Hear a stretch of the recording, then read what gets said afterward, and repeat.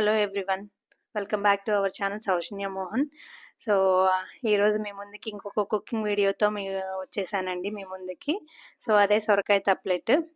So అది ఎలా చేశాను, ఏ ఇంగ్రీడియంట్స్ యూజ్ చేశాను మీతో షేర్ చేసుకుంటాను. సో ఇదైతే మేము సొరకాయ తప్లెట్ అంటాము, కొంతమంది సొరకాయ అప్పాలు అంటారు. సో డిఫరెంట్ డిఫరెంట్ పేర్లు ఉన్నాయి. సో మా సైడ్ అయితే ఇలా పిలుస్తారు, మీ సైడ్ ఏమంటారో నాకు కామెంట్ చేయండి. సో చూస్తున్నారు కదా, దీనికి కావాల్సిన ఇంగ్రీడియంట్స్ ఏంటి, అలాగే ఎలా తయారు చేస్తారు, ఈ విధానం అంతా మీతో షేర్ చేసుకుంటాను.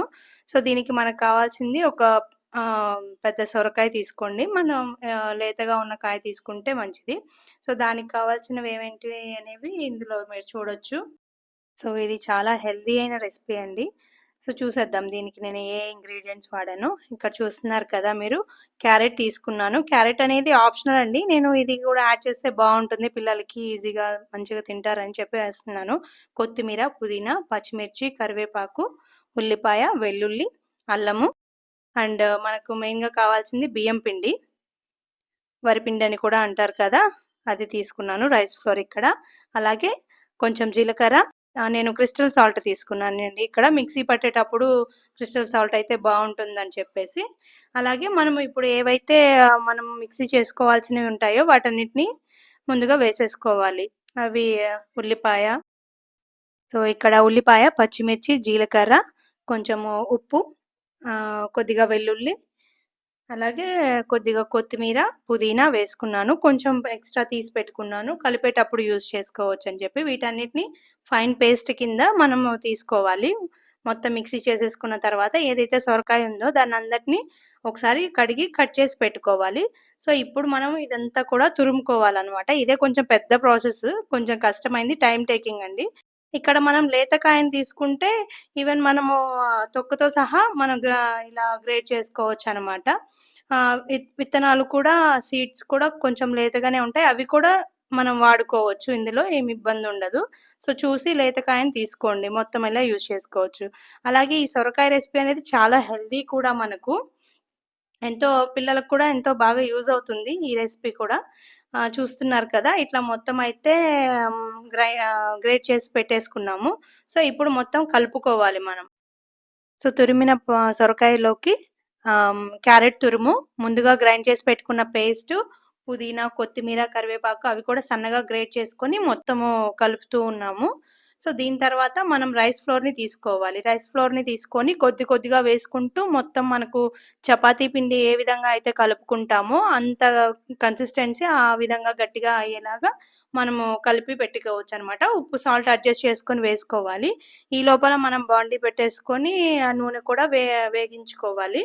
సో నూనె అలా కొంచెము హీట్ అయిన తర్వాత కొద్ది కొద్దిగా తీసుకొని మనం ఇలా తట్టుకొని ఒక పేపర్ మీద, లేదా మనకు ఆయిల్ పేపర్స్ ఉంటాయి కదా, వాటి మీద మనం ఇట్లా తట్టుకొని మనకు కావాల్సిన సైజులో వేసుకోవచ్చండి. తీసుకొని ఒక్కొక్కటిగా వేసుకోవాలి నూనెలోకి. వేస్తూ అట్లా వాటిని తిప్పుకుంటూ ఉండాలి జాగ్రత్తగా.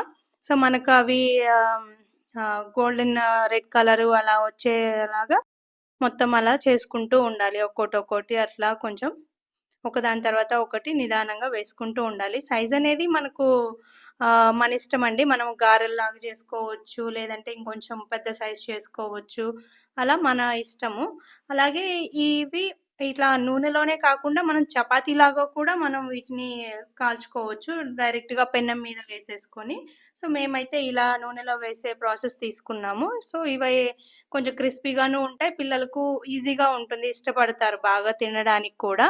సో చూస్తున్నారు కదా, ఇట్లా తిప్పుకుంటూ అటు ఇటుగా ఒకదాని తర్వాత ఒకటి వేసుకుంటూ వెళ్ళాలి. సో ఈ కలర్‌లోకి వచ్చేసరికి మనము ఇంకా తీసేసుకోవచ్చు అనమాట. సో ఈ విధంగా వేస్తూ పోవాలి. అలాగే ఈ సొరకాయని ఈ విధంగా చేసుకోవడం వల్ల పిల్లలు వేస్ట్ చేయకుండా సో సొరకాయని ఈ విధంగా మనము తప్లెట్లా చేసుకోవడం వల్ల హెల్తీగాను ఉంటుంది ఫుడ్, అలాగే పిల్లలు ఇష్టంగా కూడా తింటారు.